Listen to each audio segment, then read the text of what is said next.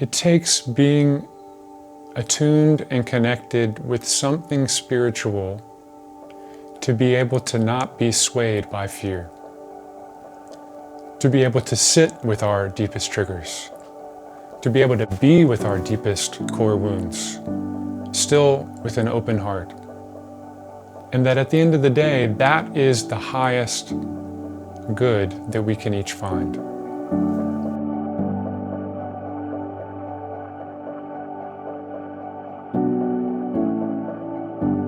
I'm reminded of a beautiful story that I heard last month that I feel illustrates this point very powerfully to us.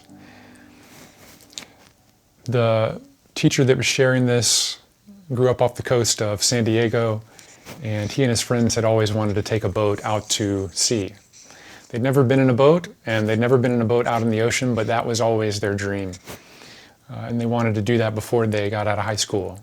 I believe the teacher was around 15 or 16 at the time.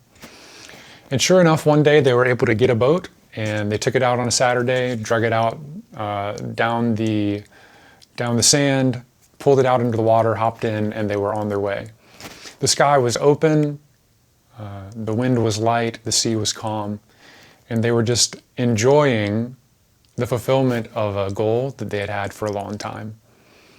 And it's easy to enjoy ourselves when we're surrounded by the people that we love and admire, and when life is easy and we're experiencing something new.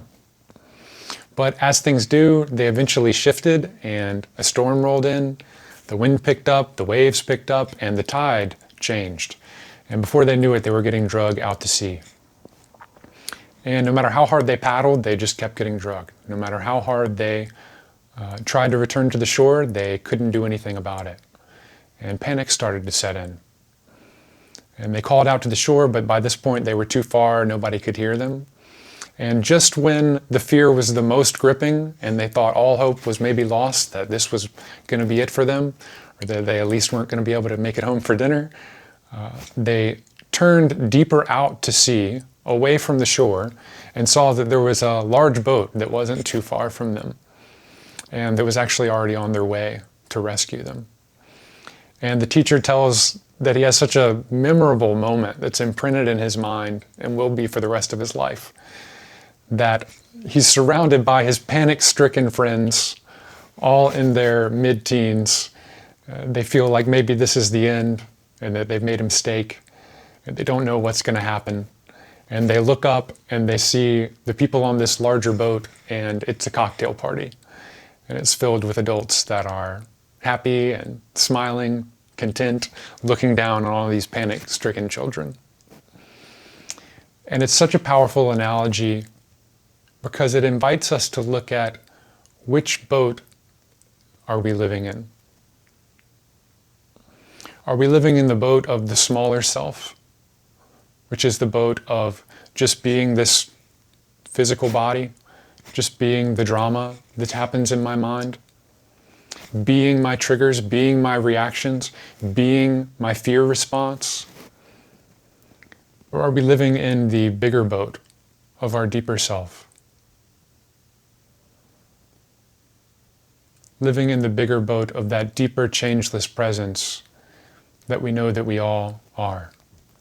But that sometimes when the waves get the roughest and the winds pick up, it's tough to recognize. I've felt often in my life when a big fear arises or a lot of activation is filling me up in my nervous system, that it's just too big, and sometimes I don't feel I can find myself. I don't feel I can find that deeper boat, that bigger boat. But the invitation of the story is to recognize that that bigger boat isn't just there when the sky is open, when things are easy, when everything's just as we like it to be. That bigger boat is in the same situation as the smaller boat. That bigger boat is always with us, regardless of the shape that our lives take, regardless of what narrative is happening inside of us, regardless of all of the voices that are screaming at us for our attention, saying, you need to do this, listen to me, I know what's best for you.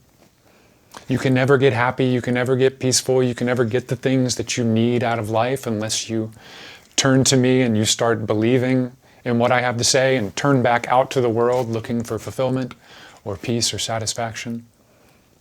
Those stories are endless. But what the story of the two boats and the image of Shiva, the meditator surrounded by all those voices, really invite us to see is that our deeper self is at peace and in tune with all of it. We've probably heard a similar message before, and hearing it may be beautiful. We may feel a calling in our heart when we hear a message like this. We intuit that something is true here, that yes, there is a deeper part of me that is free, that is untarnished, untouched by the things that happen in life. But that doesn't mean that it's just as easy to stick our flag and live there. And there can be a lot of pain in falling again and again to the voice of fear, to all of those different voices inside of us that are demanding for our attention.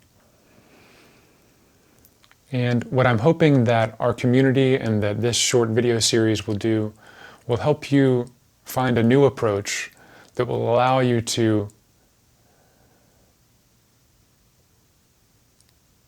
make a lasting shift towards living from your deeper self. And that lasting shift doesn't come from rearranging the circumstances of our life, from always having the calm waters with no tide and no storm. It comes from beginning to have a healthy relationship with whatever arises. Learning to be able to say yes to the waters when they are calm, and yes to the waters when they are kicking up and high. Yes to an empty mind, yes to all of those voices swirling around inside of us. That is the biggest shift that moves us in a lasting way into that bigger boat.